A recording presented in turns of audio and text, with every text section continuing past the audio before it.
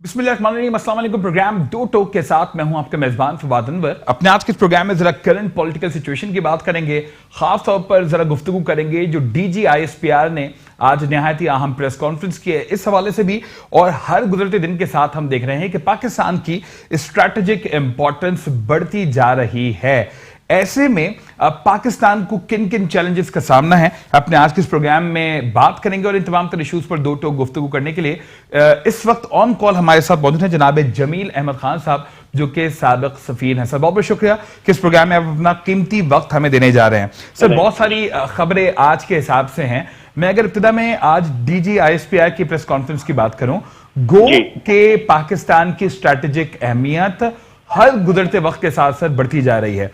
आप क्या समझते हैं कि खित्ते में अमन के कयाम के लिए पाकिस्तान की कुर्बानियां, इसकी हर जगह पे, हर फोरम पे एक्सेप्टेंस जरूर है, लेकिन अब कयाम अमन के लिए भी पाकिस्तान की इंपॉर्टेंस किस हद तक आप देखते हैं? सर जी, पाकिस्तान की इंपॉर्टेंस हर लिहाज से बहुत अहमियत होती जा रही है उसकी, पाकिस्तान की इंपॉर्टेंस की। लेकिन हमारे लिए हमें इस चीज का भी एहतमाल होना चाहिए कि अगर हमने इसको अपने एडवांटेज में नहीं लेके गए तो इसमें थोड़ा बहुत डिसएडवांटेज भी हो सकता है स्ट्रेटेजिक पोजीशन से।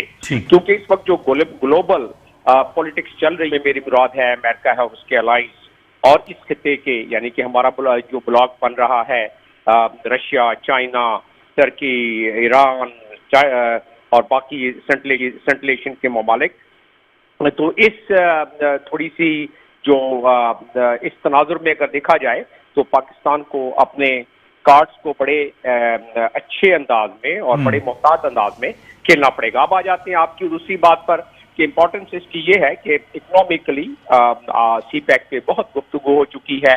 और जाहिर है इकोनॉमिकली अगर अभी देखा जाए हाल ही में, तो सी पैक सबसे बड़ा प्रोजेक्ट है जो कि कनेक्ट करता है दुनिया के तकरीबन 80 ममालिक वन बेल्ट वन रोड के हवाले से।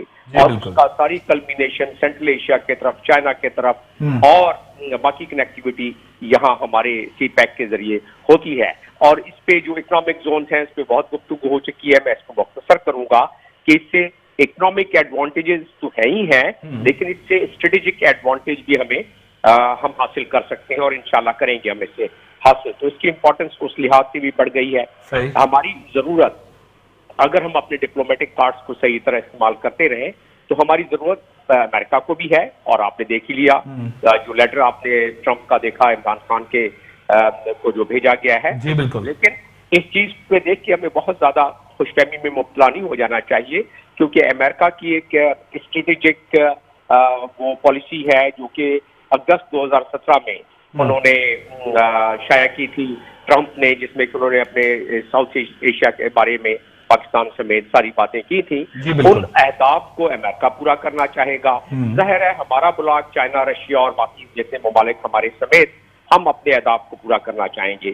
तो इस जो मवाजनाती और माहौलियाती तनाजुर में अगर देखा जाए, तो उसमें हमें अगर एहतियात के साथ चलेंगे, और इंशाल्लाह हम चल रहे हैं, तो इसकी हमारी इंपॉर्टेंस भी बढ़ेगी और हमारे फवायद भी बढ़ेंगे। ठीक है। अच्छा जमील साहब, मैं जरा चाहूंगा सीधा कुछ मामला पर हम बात कर लें। अगर हम पाक भारत ताल्लुकात की बात करते हैं, तो पाकिस्तान की जानिब से अब काफी सॉफ्ट जेस्चर दिया जा चुका है मुतादिद बार। गो कि भारत अपनी हठ धर्मी बरकरार रखते हुए हमें दिखाई देता है। हम अगर ये भी देखें कि एक तरफ जहां पाकिस्तान बार बार जो है वो दोस्ती का हाथ बढ़ाने की कोशिश करता है मुख्तलिफ उमूर के जरिए, लेकिन भारत की तरफ से जो है ये तमाम तर इशूज जू के तू दिखाई देते हैं। आज खुद डीजी आईएसपीआर साहब ने ये कहा कि जी सीज फायर की खिलाफवर्जी लगभग 2593 बार की गई है और भारत को पता होना चाहिए कि इन खिलाफ वर्जियों के क्या कुछ नताइज हो सकते हैं। इसके ऊपर क्या आप कहना चाहेंगे सर? देखिए, ये बात हम बतदरीज करते रहे और बिल्कुल ये डीजी आईएसपीआर ने बिल्कुल दुरुस्त फरमाया है। लेकिन जो उनका काम था डीजी आईएसपीआर ने उन्होंने कर दिया। जो फौज का काम है वो बड़ी तनदेही के साथ कर रहे हैं और करते आए हैं। जो वायलेशन होती है, फौज उसका मोहतात अंदाज में लाइन ऑफ कंट्रोल की वायलेशन का जवाब दे देती है। हमारी मजबूरी है कि कंट्रोल लाइन के उस तरफ भी हमारे भाई बसते हैं, मुसलमान हैं और कश्मीरी हैं, और हम उनके काज के लिए खड़े हैं। और जाहिर है बॉर्डर के इस पार तो है ही हैं सारे पाकिस्तानी। तो जब वो हमारे सिविलियन आबादी पर फायर करते हैं तो उनकी मक्कारी ये होती है उसमें कि जब हम जवाबी फायर करें तो हम हमारी फायर से नुकसान पहुंचे वहां के कश्मीरी जो हैं, जो कि हम नहीं चाहते हैं। और इसीलिए हमारी फौज उन्हें बाकायदा बंकर, उनके बंकर्स को, फौजी बंकरों को सिर्फ एहदाफ बनाती है, न कि वो उनकी सिविलियन पॉपुलेशन को, जबकि इसके बरक्स होता है हमारे केस में। तो एक तो ये बात होगी। दूसरी बात, आपके सवाल का दूसरा हिस्सा ये है कि हमारी तरफ से सॉफ्ट जेस्चर हो रहा है और भारत की तरफ से ऐसा नहीं हो रहा है। मैं बहुत सारे चैनल्स में ये बात कर चुका हूं कि भारत, मोदी का भारत, मोदी जो कि आरएसएस का मेंबर 8 साल से बना और उसकी जो तशद्दुद पसंदी और उसकी जो एक्सट्रीमिज्म है वो पूरी दुनिया को पता है। उसकी वजह से इलेक्शन जो आ रहा है अभी बिल्कुल आमद भारत में, वो उस वक्त तक मोदी गवर्नमेंट, जिसका कि पूरा दारोमदार है ही इसी रेटरिक पर कि वो पाकिस्तान के खिलाफ अपनी आवाम को भड़काए, तशद्दुद पसंदी की तरफ माइल करे आरएसएस के एजेंडे के मुताबिक और अपने वोट बैंक को बढ़ाए। तो क्योंकि वो ऐसा करेगा इसलिए हमें उससे ज्यादा हमें वो नहीं डिस्करेज नहीं होना चाहिए। हम अपनी डिप्लोमेटिक एफर्ट, क्योंकि हम इस वक्त जो रह रहे हैं वो दुनिया के एक इंटरएक्टिव माहौल में रह रहे हैं, एक ग्लोबल विलेज में रह रहे हैं। सिर्फ इंडिया और अमेरिका ही उसमें नहीं है, बिल्कुल ऐसा है। दुनिया के 191 ममालिक और भी हैं। तो कम अज कम वो 191 ममालिक देख रहे हैं कि पाकिस्तान एक डिप्लोमेटिक अंदाज में पीसफुल तरीके से बहुत सारे मसाइल के हल को चाहता है। और ये एक जब ओपिनियन बढ़ती रहेगी तो हम इंशाल्लाह जब अपनी रेजोल्यूशन जनरल असेंबली में लेके जाएंगे तो या सिक्योरिटी काउंसिल में जब इस पे बहस हुआ करेगी तो हमारे साथी मजीद बढ़ जाएंगे हमारे इस अंदाजे डिप्लोमेसी से। और रहा सवाल इससे अगला कि लाइन ऑफ कंट्रोल, देखिए हम ये चीज बावर कराने में इतने ज्यादा कामयाब नहीं हो सके दुनिया को कि सिक्योरिटी काउंसिल का रेजोल्यूशन इस पे मौजूद है जिसमें कि military observers line of control पर डिप्लॉयड है। इंडिया अपनी तरफ नहीं आने देता है उनको, हमने अपनी तरफ उनको खुली इजाजत दी हुई है कि अगर आप हमारी तरफ से कोई वायलेशन देखते हैं तो आप जरूर अक़वाम मुत्तहिदा को रिपोर्ट करें। अब इस बात को दुनिया तक हमें पहुंचाना है कि देखिए हम तो अक़वाम मुत्तहिदा के रेजोल्यूशन के मुताबिक मिलिट्री ऑब्जर्वर्स को अपनी तरफ हमारे इजाजत दी हुई है क्योंकि हमारा दिल साफ है और हम बिल्कुल सफाई के साथ और सच्चाई के साथ काम कर रहे हैं। लेकिन इंडिया क्योंकि ऐसा नहीं चाहता है और इंडिया अपने जुल्म तादी जबर सितम को जारी रखना चाहता है कश्मीर में, इसलिए वो चाहता है कि दुनिया की आंख से ओझल रखे वो तमाम जुल्म और बर्बरियत जो कि कश्मीर में जारी है। तो हम इस चीज में थोड़ी सी हमारी कम मायगी है कि हम दुनिया को बावर नहीं करा सकते। ठीक, अपना मुकदमा बेहतर अंदाज में पेश नहीं कर सके। इसी से जुड़ा एक सवाल है, मुझे ये जरूर बता देगा कि सिख बरादरी के लिए करतारपुर राहदारी खोलने पर भी काफी मुस्बत जो है उसका जवाब आने के बजाय एक मनफी पहलू तलाश किया गया भारत की जानिब से। सर ये बताइएगा कि ये जो एक नेगेटिव तासुर क्रिएट किया जा रहा है और फिर ये भी कहा जा रहा है कि भारत की तरफ से इस खैर सगाली का जो एक मुस्बत जवाब आना था वो नहीं आया, इसके ऊपर क्विक कमेंट आप क्या करेंगे सर? जी, मुस्बत जवाब आना भी नहीं था क्योंकि सिखों के साथ भारत ने हमेशा ज्यादती की है। अच्छा। और सिख का मजहबी रुझान जिस तरह मुसलमानों के लिए मक्का मदीना है उसी तरह जी, उनके लिए मदीने दरबार शरीफ है। और उसमें अगर पाकिस्तान इसको अनाउंस नहीं करता, पाकिस्तान अपनी बहुत अच्छे और सच्चे दिल के साथ और सही डिप्लोमेटिक अंदाज में अगर इस चीज को अनाउंस नहीं करता करतारपुर को, तो इंडिया कभी नहीं इसको खोलने देता। 1988 से इसको सर्द खाने में इंडिया ने डाला हुआ है। हम तो हमेशा कहते थे कि कर लें, तो इंडिया पे प्रेशर पड़ा है इंटरनेशनल सिखों का और अपनी खुद अपने अंदरूनी प्रेशर, जिसकी वजह से भारत राजी हुआ है, वरना भारत कभी राजी नहीं होता इस मामले पर। जी अच्छा सर, ये मैं आपसे जरूर जानना चाहूंगा क्योंकि मैंने सीधा ये मामला तो किए हैं। ये बताइएगा कि दहशतगर्दी के खिलाफ ऑपरेशन अब्दुल फसाद भी जारी है, उसके बारे में बताया कि एक बड़ी कामयाबी से जारी है और काफी हद तक कंट्रोल दहशतगर्दी पर कर लिया गया है। अब चूंकि अमन के कयाम का प्रोसेस है, ऐसे में खित्ते में अमन के कयाम के लिए, मुज़ाकरात के लिए पाकिस्तान की इंपॉर्टेंस किस हद तक आप देखते हैं? अगर कोई आप इसका भी जवाब दे सकें। जी बिल्कुल, पाकिस्तान की देखिए अमन के कयाम के लिए अपने रद्दुल फसाद जो है वो तो हमने अपने मुल्क में अमन लाने के लिए किया है ना। गो के फिफ्थ जनरेशन वॉर के तहत हमारे ऊपर बाहर से भी ये तमाम मुसीबतें मुसल्लत की जा रही हैं, जिसपे हमें ताज्जुब नहीं है। जाहिर है हमारे दुश्मन हमारे लिए हार तो लेके आएंगे नहीं, हमारे दुश्मन हमारे लिए फिफ्थ जनरेशन वॉर, जिसको हाइब्रिड वॉर कहते हैं, उसके तहत हर वो अंसर इस्तेमाल करेंगे जिसपे के उनका यानी कि पाकिस्तान को नुकसान पहुंचे, चाहे वो इकोनॉमी हो, चाहे सियासत हो, चाहे मीडिया हो, चाहे वो छोटे छोटे ग्रुप हो, जैसे कुछ हमारे हैं मुख्तलिफ सूबों में ग्रुप्स इंक्लूडिंग PLA और बाकी, तो वो इनको इस्तेमाल करते हुए हमें नुकसान पहुंचाने की और हमारी मईशत को नुकसान पहुंचाने की, हमारी लॉ एंड ऑर्डर को, हमारी गवर्नेंस को नुकसान पहुंचाने के लिए कोशिश करते रहेंगे हमारे दुश्मन। लेकिन हमारी फौज में देखा जाए तो रद्दुल फसाद, जो कि नेशनल एक्शन प्लान का हिस्सा है, उसे बड़ी खुशअज़लूबी से जवाब किया है। लेकिन बड़े दुखी दिल के साथ कहना पड़ता है कि सिविलियन हुकूमत जो कि रही इस नेशनल एक्शन प्लान के पास होने के बाद, उसने अपने जो 20 पॉइंट में से तकरीबन उनके 16 पॉइंट जो थे वो अभी तक उन्होंने सही अंदाज में इम्प्लीमेंट नहीं किया। तो लिहाजा इसकी एक तरफ तो कामयाबी है और दूसरी तरफ नाकामी यह है कि हमने उसको भरपूर तरीके से इम्प्लीमेंट नहीं किया जिस तरीके से करना चाहिए था, जो कि सिविलियन कॉम्पोनेंट था, जिसकी वजह से हमें वो दूररस नताइज मिलने की हमें बहुत ज्यादा तवक्को नहीं होनी चाहिए जब तक हम उस नेशनल एक्शन प्लान पर अमल दरामद ना करें।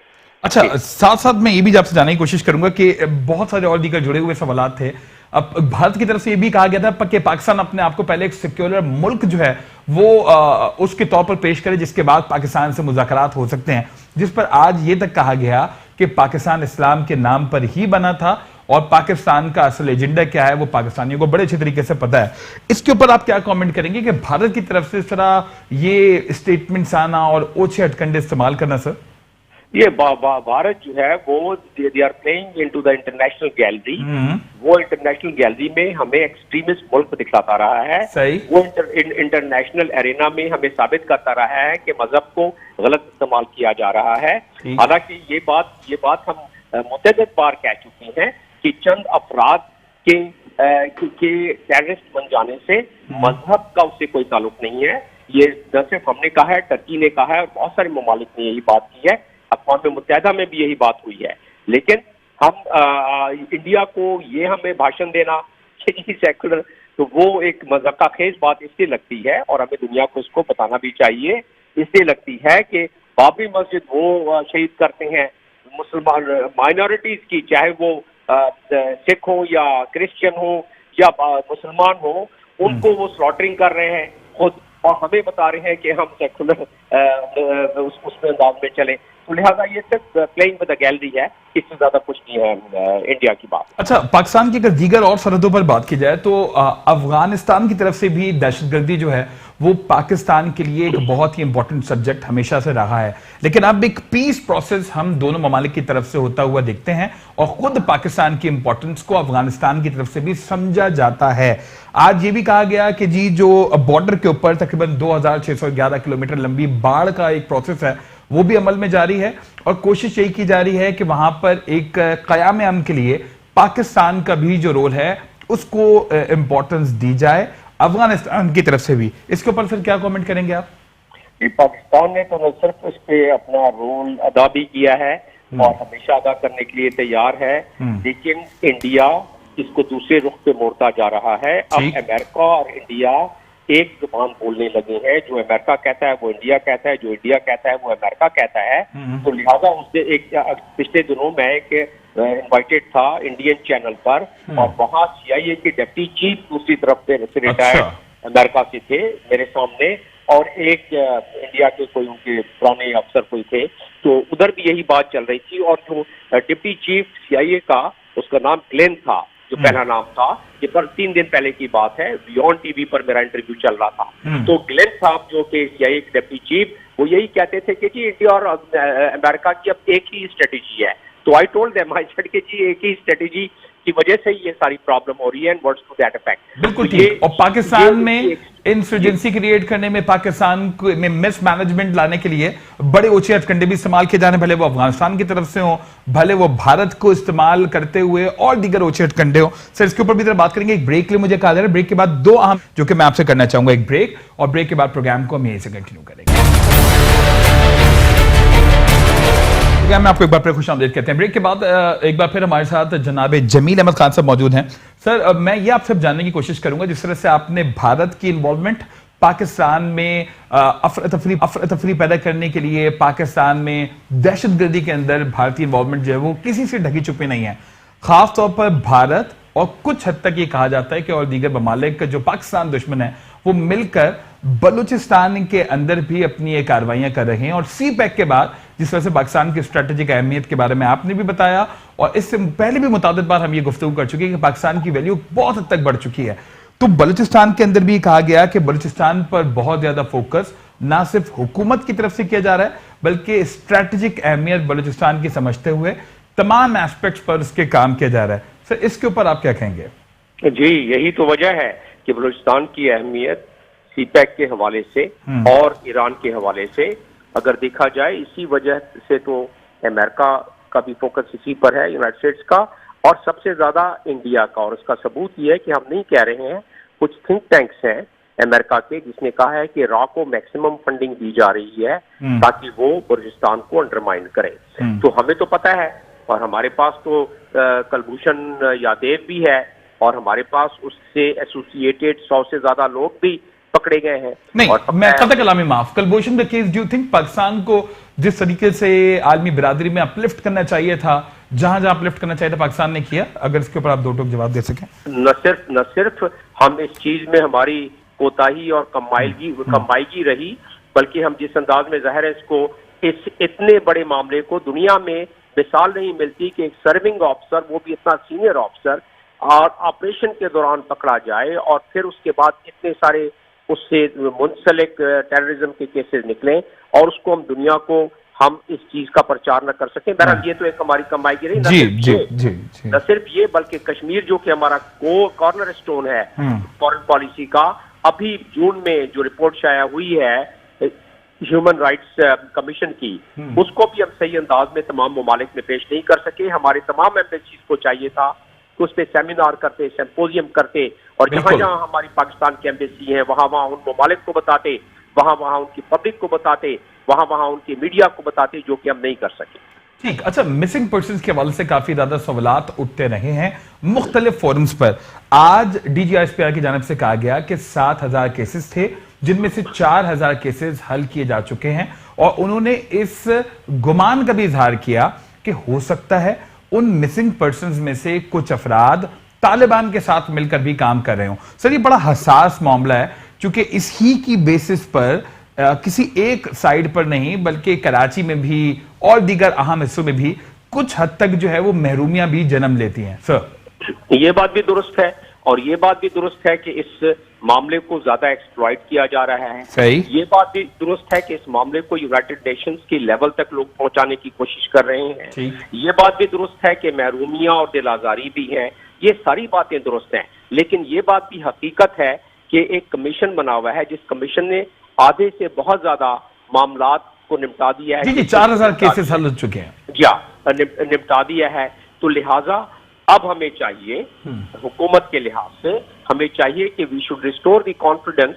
और ये चीज कुछ तालिबान के साथ चले गए हैं, कुछ दूसरे मामलात में आ गए हैं जो मिसिंग अपने आप को डिक्लेयर करके, इसका कोई क्वांटिफिकेशन करना बहुत मुश्किल हो जाएगा जब तक कि हम उनके खानदान के लोगों को कॉन्फिडेंस में लेके उनसे न कहलवाएं ये कि ये चीजें ऐसा है, क्योंकि वो अपने खानदान से तो बहरहाल ये अफराद जो अपने आप को चंद इसमें से या काफी लोग मिसिंग डिक्लेयर कर चुके हैं, वो ऑपरेशन भी वो जाके दहशतगर्दी में भी शामिल हैं, और यहाँ आके दुनिया को और पाकिस्तान को एक ऐसे प्रेशराइज में किया हुआ है मिसिंग पर्सन के हवाले से, क्योंकि दुनिया में इस पर इंटरनेशनल कानून भी मौजूद है। तो ये लोग जो फिफ्थ जनरेशन वार यानी जो हाइब्रिड वार हम पर मुसल्लत कर रहे हैं, वो इसका गलत इस्तेमाल भी इस मामले का कर रहे हैं। बड़ा हसास मामला है।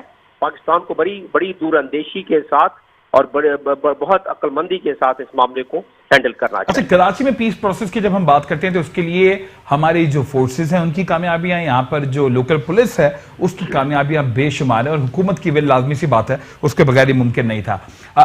कराची में क़याम अमन के बारे में क्या कहेंगे कि क्या वाकई जो पीस प्रोसेस है, जिस तरह से आज DGI-SPR ने भी बताया कि कराची में मजीद बेहतरी लाने के लिए काविशें और कोशिशें की जा रही हैं, और सबसे कलीदी किरदार यहाँ पर सिंध रेंजर्स का है, और साथ साथ उन्होंने पुलिस के किरदार और दीगर एजेंसीज के किरदार को भी सराहा। सर जी ठीक है, ये ऑपरेशंस जो है देखें, ये तो इब्तदाई मराहिल होते हैं ना, ये तो आर्जी मामलात होते हैं।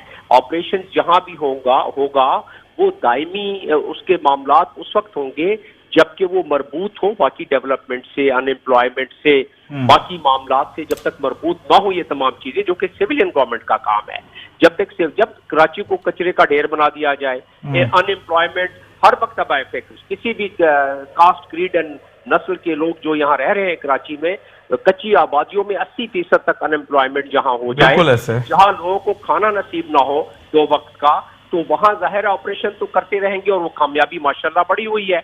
वक्ती तौर पर वो लोग जो शरारत करते थे, वो लोग जो यहाँ बहुत सारे कत्ल गारतगरी करते थे, कम से कम वो एक सुकून मिला कराची की आबादी को।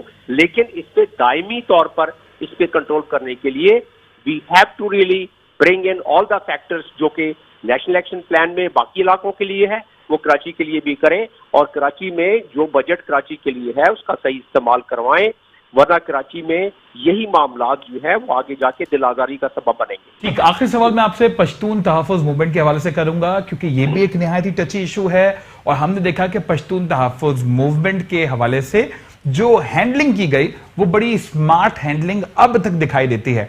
आज खुद DGI-SPR ने कहा कि बहुत सारे लोग हमसे सवाल करते हैं कि इस मामले में हल्का हाथ रखा गया, और जिसको उन्होंने रिलेट भी किया कि रियासत माँ के जैसी होती है, और बड़ी हद तक कोशिश की जाती है कि बड़ी शाइस्तगी के साथ, बड़ी शफ़क़त के साथ तमाम मामलात से निपटा जाए।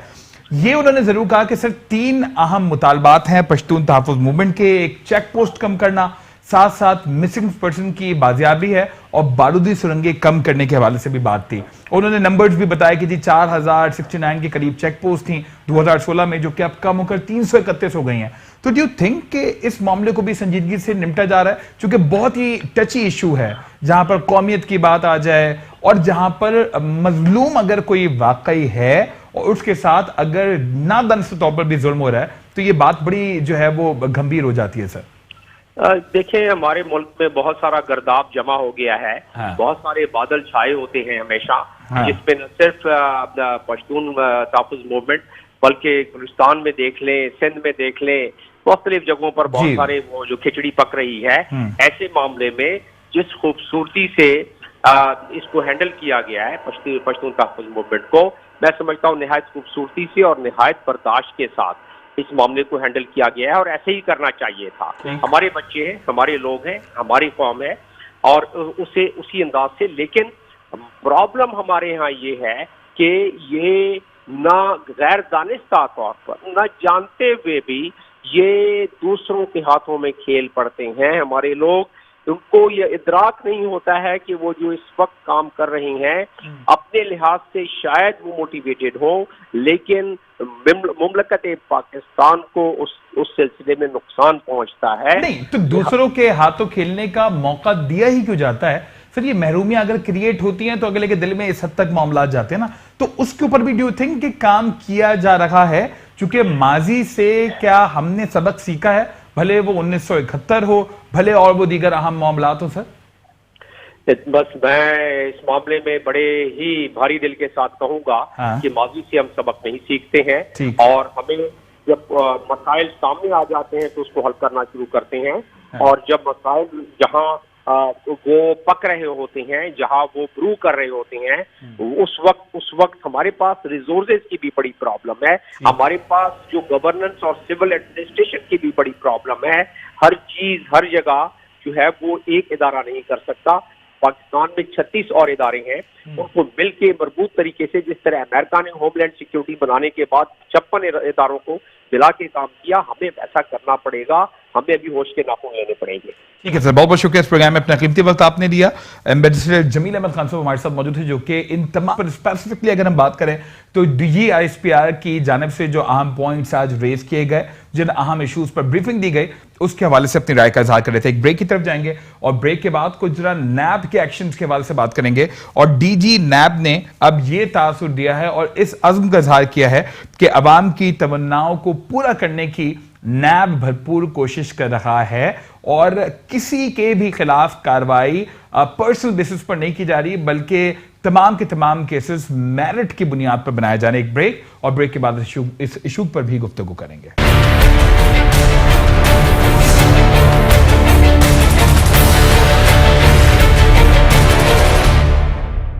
प्रोग्राम में आपको एक बार फिर खुशामदीद कहते हैं। और ब्रेक के बाद इस वक्त हमें ज्वाइन किया पाकिस्तान पीपल्स पार्टी की रिप्रेजेंटेशन के लिए सीनियर रहनुमा जनाब नवाब वसान साहब। सर बहुत बहुत शुक्रिया कि इस प्रोग्राम में आप अपना कीमती वक्त देने जा रहे हैं।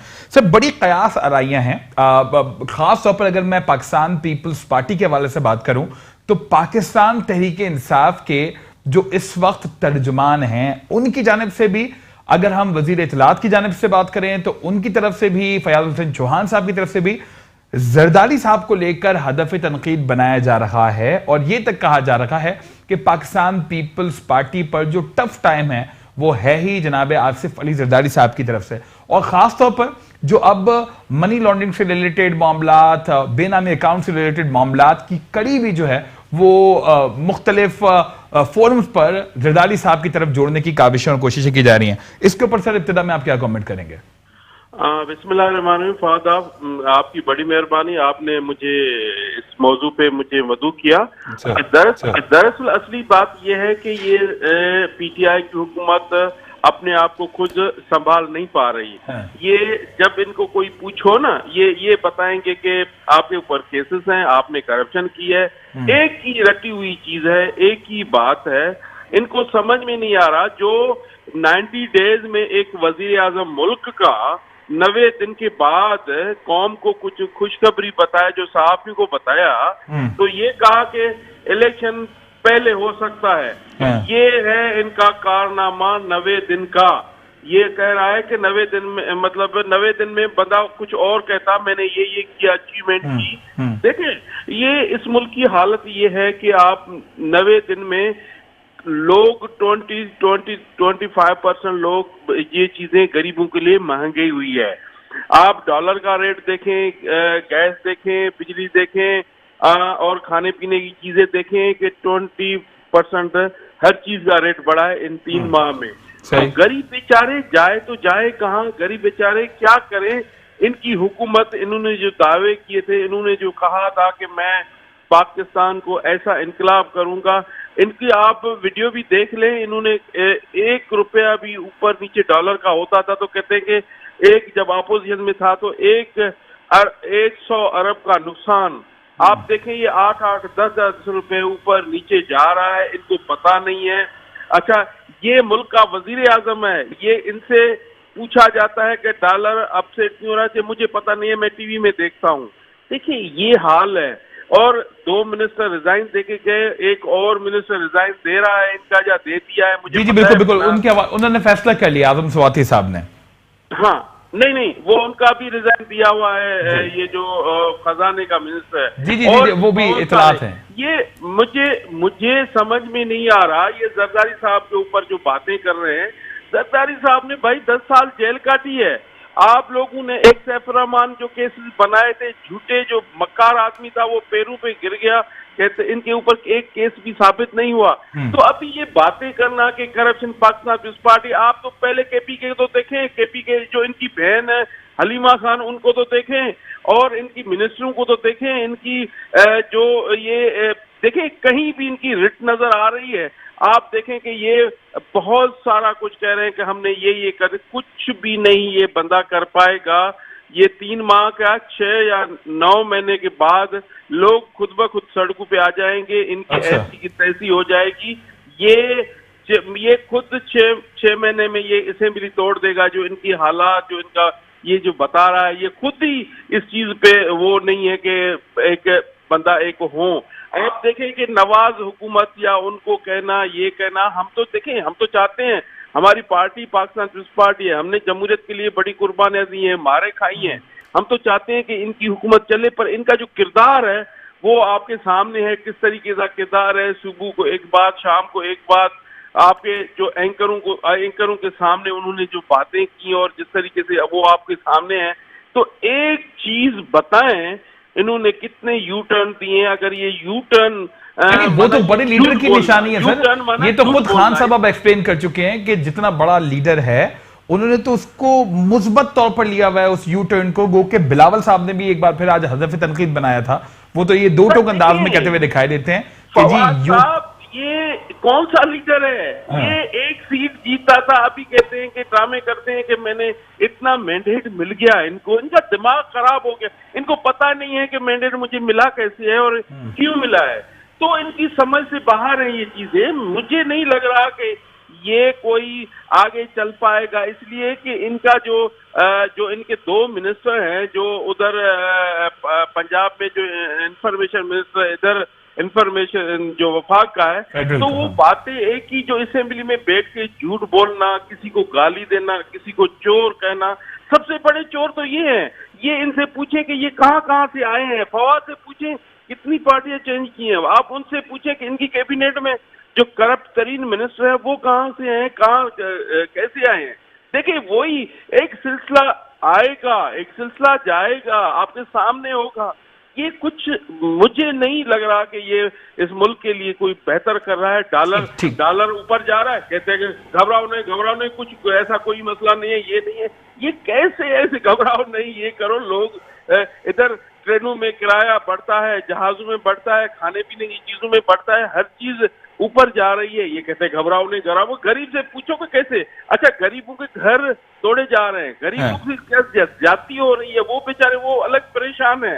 हर एक से एक गवर्नर हाउस, एक हमारी सकाफत है, वो उसको तोड़ के आपने गैलरी लगा रहे हो। ये क्या है यार? एक पैसे बेच रहे हो, गाड़ियां बेच रहे हो, और ये क्या दिखाना चाहते हो? अच्छा, मैं जरा आखिर में आपसे कमेंट देना चाहूंगा। चाहते हो क्या करने जाते हो? सुबह से जाते हो, शाम को जाते हो, क्या करने जाते हो? ठीक। अच्छा, मुझे सिर्फ ये बता दीजिएगा। पता नहीं है क्या करने जाता है, तो फिर ये इल्जामात, आसिफ जरदारी। अच्छा ठीक सर, मैं सिर्फ आपसे जानने की कोशिश करूंगा कि एहतिसाब का अमल जारी है और हर सतह पर हम देखते हैं कि ये जरूर किया जाता है कि पाकिस्तान को करप्शन फ्री पाकिस्तान बनाएंगे। चेयरमैन नैब ने भी यही बात कही है कि जो भी बदनवानी मुलविस होगा, भले वो गवर्नमेंट से हो, अपोजिशन से हो, उसके खिलाफ कार्रवाई की जाएगी। तो आप मुत्तफिक हैं कि जो एहतिसाब का अमल जारी है वो अक्रॉस द बोर्ड है और उसमें कोई तफरीक नहीं की जा रही? सर फवाद साहब, मैंने पहले ही कहा ना, हम तो कह रहे हैं कि इंसाफ के बुनियाद पे सब चीजें होनी चाहिए। हम कब कह रहे हैं कि एहतिसाब न हो? एहतिसाब होना चाहिए, पर ऐसे एहतिसाब न हो कि एक का एहतिसाब हो, अलीमा खान का नहीं हो, अलीम खान का नहीं हो जो उनका है, जहांगीर तरीन का नहीं हो, जो और उनके 70% मिनिस्टर हैं जो करप्ट करके इधर पहुंचे हैं, वो वजीर में उनका नहीं हो। तो देखें, ये इस तरीके से ये होना ये नहीं है। ये कैसे एहतसाब तो होता है कि बराबरी की बुनियाद पे आप दुनिया में कहीं भी जाएं, कानून सबके लिए बराबर होता है। ऐसे ना हो कि इधर के लिए कानून हुकूमत के लिए और है और किसी और के लिए और है। तो ये मेरे ख्याल में ये समझ से बाहर है चीजें, ये इनकी बस की बात नहीं है, ये कुछ भी नहीं कर पाएंगे इस मुल्क के लिए। ये लॉलीपॉप की जो बातें कर रहे हैं ये चलती रहेगी। जब भी इनसे पूछा जाएगा ये कहेंगे इसने करप्शन की, ये चोर है, ये है। ये इनसे निकले, अभी 90 डेज 3 माह से ज्यादा गुजर गया, अभी इनसे निकले और कोई बातें करें, काम की बातें करें, कुछ अच्छाई की बातें करें। इन्होंने कहा कि हमने 1 करोड़ जॉब देंगे, 50 लाख घर देंगे, कोई भी घर नहीं मिलेगा, कोई भी जॉब नहीं आएगी, कोई कुछ नहीं आएगा। पहले मुल्क को तो एक जगह पे तो खड़ा करो। ठीक खड़ा होगा ही नहीं तो फिर कैसे होगा ये इनकी बातें। बहुत बहुत शुक्रिया नवाब हसन साहब, इस प्रोग्राम में अपना कीमती वक्त आपने हमें दिया। पार्टी की नुमाइंदगी कर रहे थे जनाब नवाब हसन साहब, जो कि कह रहे थे कि हुकूमत की जानिब से अगर 100 रोजा कारकर्दगी को जांचा जाए तो गवर्नमेंट की तरफ से कोई खातिर खा इक़दामात नहीं किए गए हैं, और साथ साथ वो ये भी कह रहे थे कि हुकूमत की जानिब से सिर्फ और सिर्फ दावे और वादों का सिलसिला जारी है। प्रोग्राम 2 टोक से फवाद मंजर को इजाजत दीजिए, अल्लाह ने के बाद।